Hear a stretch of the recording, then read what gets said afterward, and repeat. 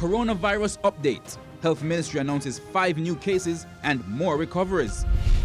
Revamping school. Educators grapple with physical distancing protocol ahead of new school year. And Teachers Day 2020. Pandemic mars the expected jubilance, but teachers still being celebrated.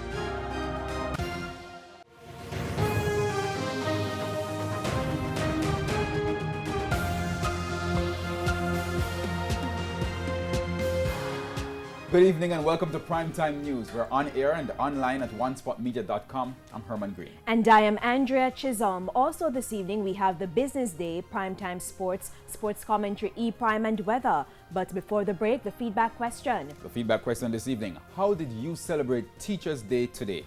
You may share comments online, facebook.com/Television Jamaica and tweet us at Television Jam. Primetime News returns right after this break. Please stay with us.